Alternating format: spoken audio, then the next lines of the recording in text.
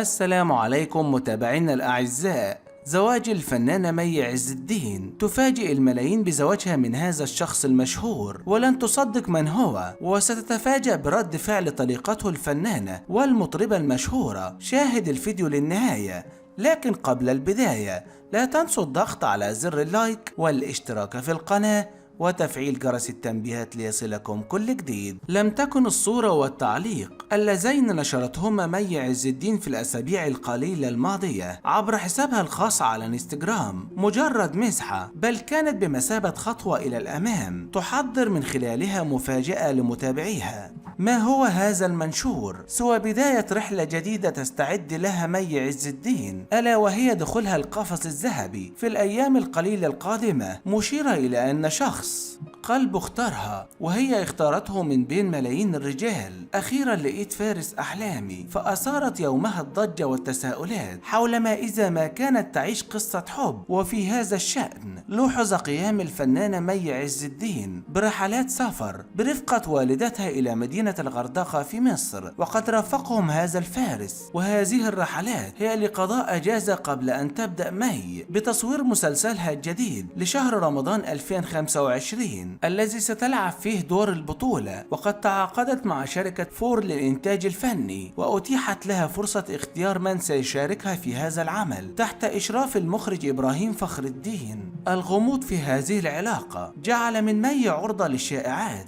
بحيث تردد أن هذا الرجل يقوم بزيارة دورية إلى منزل الفنانة يرافقه مجموعة من الأصدقاء، وذلك لعدم لفت الأنظار إلى ما يجري. وعن مصادر مقربة أن الفنانة مي عز الدين تعيش أسعد فترات حياتها الآن مع هذا الشخص، والذي وصف من خلال المصدر أنه يتسم بالذكاء الشديد والجاذبية الملفتة. وتسعى مي إلى إخفاء والتكتم على هذه العلاقة خوفا من الانفصال، كما حدث مع اللاعب الكرة محمد زيدان. وقد اتفق كلا الطرفين على أن تظل فترة الخطوبة لمدة عام، وذلك حتى يتقارب كل منهم للآخر. وقد وضعت مي عز الدين مجموعة من الشروط لكي يكتمل الزواج ومنها ألا وهي هو عدم ترك التمثيل، وإعطاء الحرية الكافية للممارسة أعمالها من سفر وتغيب خارج المنزل دون تقييد لحريتها، وألا تنقطع علاقتها بأصدقائها، وخاصة بالذكر الفنان أحمد السعداني نظرا لارتباطها الشديد به. ووافق فارس أحلامها على هذه الشروط،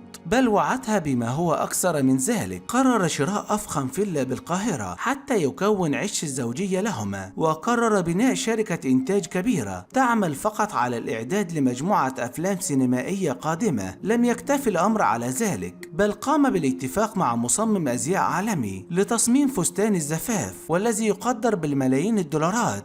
وحسب المصدر قال أن هذا الشخص كان متزوج قبل ارتباطه بمي عز الدين، والأكثر دهشة هو ارتباطه بمطربة لبنانية مشهورة، كما أنه ارتبط بفنانة مشهورة وجميلة. وقد أشارت بعض المصادر أن هذا الشخص الذي سترتبط به الفنانة مي عز الدين هو رجل الأعمال الشاب أبو هشيمة. ولكن مي عز الدين لم تؤكد هذا الأمر، إنما اتضح من رد فعل زميلتها الفنانة، وذلك خلال تعليقات على مواقع التواصل الاجتماعي على خبر زواج مي عز الدين من رجل أعمال، حيث علقت بطريقة غير مباشرة بقولها: لا تجعلي الجاذبية والكلام المعسول يغفل عينيك عن أشياء قد تصدمك بعد الزواج، فقد انخدعنا من هذا الأمر. هذا التعليق جعل الكثير يعتقد أن الفنانة تلمح لزوجها السابق، وكان سبب الخلاف هو الغيرة الكبيرة بينه وبين الفنانة هيفاء وهبي، ما تسبب هذا الأمر إلى تفاقم العلاقة بينهما أدى إلى الطلاق. وفي المقابل لم ترد مي عز الدين على هذا الأمر، وإنما نشرت بوست تقول فيه: الدم واحد والأصل واحد، الغريب ما يدخلش بينا، في تلميح واضح إلى صديقتها الفنانة. وفي هذا السياق تسببت أحدث صورة نشرتها النجمة مي عز الدين عبر حسابها العائلي بموقع انستجرام في تجدد الشائعات حول زواجها سرا، ورغم أن الصورة لا تضم أي رجل بل دبدوب. قالت أنه سيصاحبها طوال الليالي، إلى أن يدها اليسرى كانت السبب في انتشار الشائعة بعدما وضعت دبلة ذهبية تؤكد زواجها. مي التي أبكت الجميع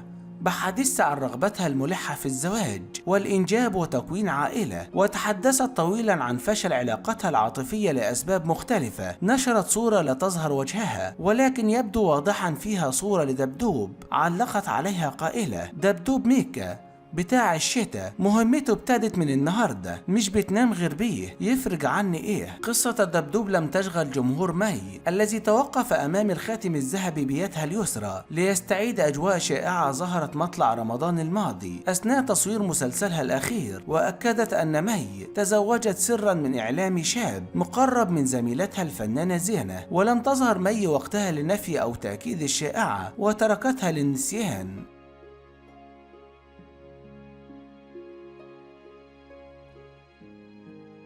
وعلى الجانب الآخر وجه الفنان أحمد السعداني شكره للفنانة مي عز الدين لوجودها بجانبه خلال هذه الأيام، واصفا إياها بأنها أخته، وبارك لها على ارتباطها بالشخص التي أحبته وتمنى لها السعادة معه. ونشر السعداني أيضا على صفحته بموقع انستجرام صورة تجمعهما وكتب عليها معلقا: أنت أختي حقيقي، شكرا لكونك بجانبي خلال هذه الأيام.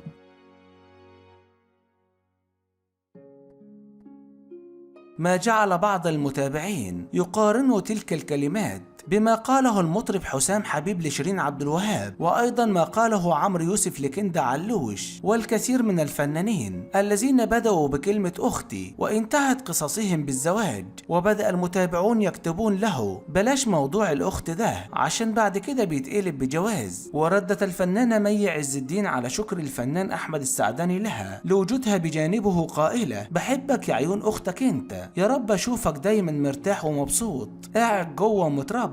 ولدت مي عز الدين في إمارة أبو ظبي عام 1980، وانفصل أبويها عن بعضهم قبل أن تكمل عامها الثالث، فعادت بها والدتها إلى مسقط رأسها بالإسكندرية، كاشفة عن سر في حياتها الشخصية هو أن والدتها مسيحية ولا تزال، لكنها ساعدتها على الالتزام بتعاليم الدين الإسلامي وقواعده، إيمانا منها بأن على كل إنسان أن يعيش كما ولد وأن يعبد الله كما خلقه. وحرصت والدتها على أن تلتزم بالدين الإسلامي، وأضافت أن أمها كانت أحرص منها على أن تصوم خلال شهر رمضان وأن تصلي الفروض في وقتها، مشيرة إلى أن المرة الوحيدة التي عاقبتها أمها بالضرب على ما فعلته كانت بسبب تقصيرها في الصلاة، وأوضحت أن ذلك يعود إلى قناعة أمها بحرية العقيدة لكل إنسان، لذلك كانت تشجعها على قراءة القرآن، مضيفة أن أمها لم تحاول ولو مرة واحدة أن تدفعها إلى اعتناق المسيحية ولو بإشارة أو تلميح. انتهى الفيديو، لكن قبل المغادرة لا تنسوا الضغط على زر اللايك والاشتراك في القناة وتفعيل جرس التنبيهات ليصلكم كل جديد.